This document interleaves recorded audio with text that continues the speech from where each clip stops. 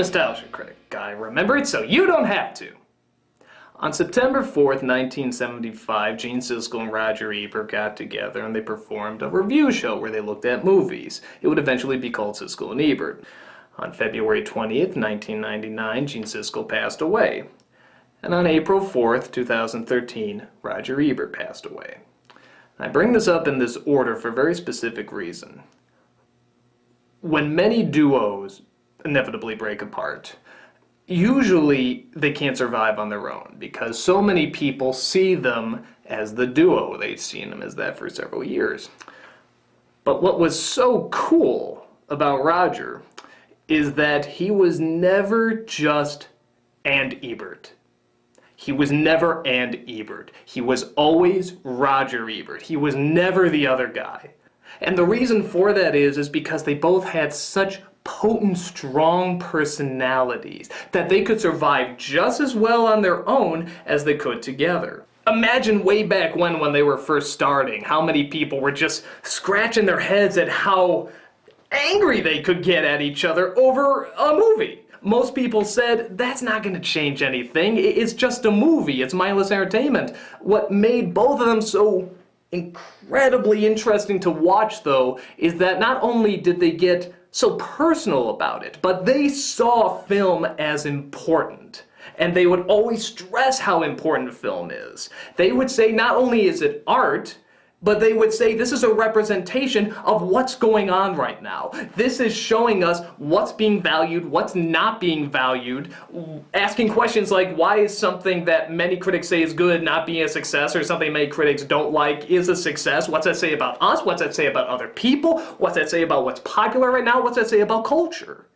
But what always shined through with them, whether they hated something or they loved something, was they had this incredible passion. And that's what people, I think, really related to. Even if you totally disagree with them on something, they just had this passion for what they did. I don't know if how many people really keep in mind how many movies both these guys would review. They would review 5 movies a week, where most critics do 2 sometimes, maybe 3.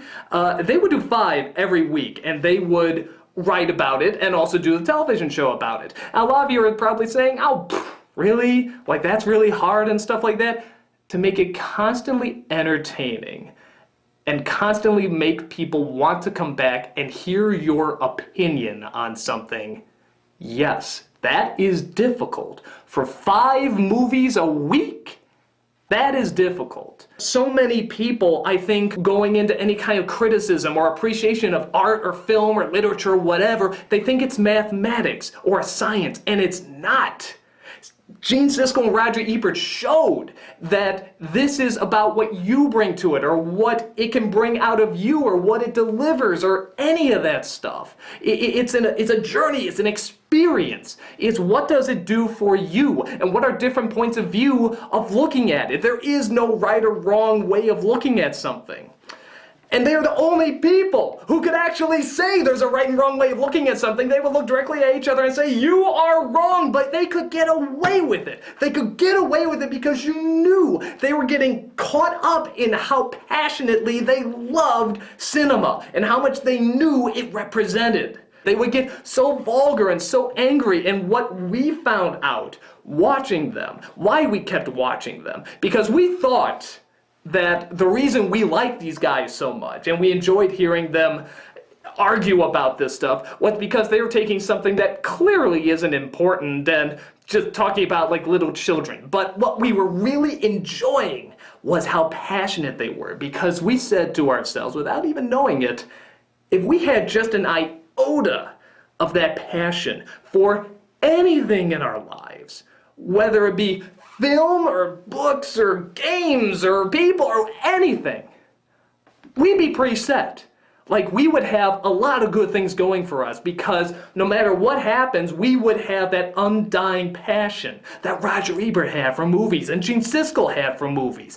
The kind where they would yell at each other, they would get personal, they would get so angry, but at the same time, they could get so happy about what they review. They could be so thankful for the job that they have because they would see something like Ed Wood or Fargo or any of these other incredible films. Friggin' Beauty and the Beast, the Disney animated film. They will go on and on. What a perfect, wonderful movie this is, and that's for kids. It was a children's animated film, and they took it just as seriously as the adult films because they took film that seriously. There was nothing that they said, oh, this is just for children, just for older people, just for teenagers, just for whatever. They took it all seriously because they knew it represented what was going on. They knew that this was important. It's the equivalent of taking like that famous illusion of, do you see an ugly old lady or do you see a beautiful young woman? It's the same thing. It's not like Ebert would come in and be like, no, it's the young woman and that's it, there's nothing else there. No, he would say, look at it from this point of view. I know you may see something ugly, but take a look at it from this different point of view, the way I see it. And at the very least, give yourself an option to see it from this point of view. That was what was so cool about Roger Ebert, and that he loved discussing, that he loved sharing, that even after Gene Siskel died, he still kept it going with other reviewers, you know, Ebert Roper and other critics that he had on, and he would just keep it going because he loved the discussion. It was obvious he loved the discussion. A lot of you probably know that I did a tribute to Siskel and Ebert and he tweeted about it. And I am so pathetic that I still have that goddamn tweet framed. I might be the only person to ever frame a tweet. And the reason I bring that up is because, once again, this shows just how humble a guy he could be. And the reason is that I'm not a filmmaker, I'm not in Hollywood, I'm not doing any of that stuff. I'm not even really, in the great scheme of things, that huge a name. But he saw this video from a guy he never heard of, you know, and never watched, and he saw this tribute, knowing that I wasn't from Hollywood, I wasn't a big name director, I wasn't any of this stuff. And he not only said it was a good tribute, he said it was the best he had ever seen. And for someone who clearly must be made aware that he is the most famous movie critic in the world, to go out to this kid who just made something, you know, in his parents' other room with this little camera and one or two lights. This guy who has put so much passion in everything and say that was the greatest he's ever seen, it's meant the world to me. It's meant the friggin' world to me. And there's times where I said to myself, God, I gotta look up where he's appearing next, when he's gonna do his next book signing or whatever, because I just want to say how much that meant to me. I was literally saying that the other day, like 2 days ago. I was saying that, and now I will never get that chance. But here's what I do realize, is that given how intelligent this guy is, and how aware of his status he was, and what a big name he was, he must have known how much of an impact he had, not just on me, but on so many of us. He must have known how much we appreciated him, because I don't think he would have shared as much if we didn't listen as much, if we didn't accept him as much. It really was a two-way street, because we would keep saying, tell us your opinion. Your opinion is actually a voice for us. Even if we disagree with you, we can see that you are a voice that I understand.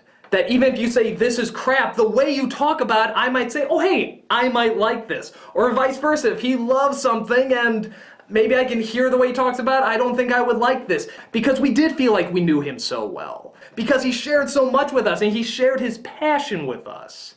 He was the guy that made everyone want to be a movie critic.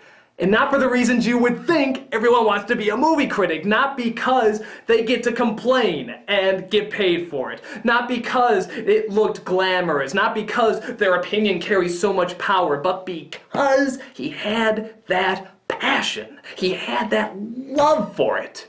And we were just wishing we could get just the tiniest bit of that passion and love. And I think by sharing that with us, we did. We did get so much of that passion and love. And he was kind enough to share it with us and to be honest about it. He never bullshitted anything. Everything was straightforward, and you knew that just by seeing him talk about it. And he would confess when he was wrong, he would fight when he thought he was right. This really was a rare person who changed more than even I think he's aware of. And it really, really breaks my heart that he's gone. But what I do know is that what he has left us is a great education about movies, about understanding movies, about the passion of loving movies. And that's a greater education that I know I couldn't teach. I know so many other critics couldn't teach. But he found a way. And he did it so unbelievably well. And I can say very honestly, so many people got it. We heard it. And we loved it. And we loved you, Roger Ebert. I'm the Nostalgia Critic, and you will always be remembered.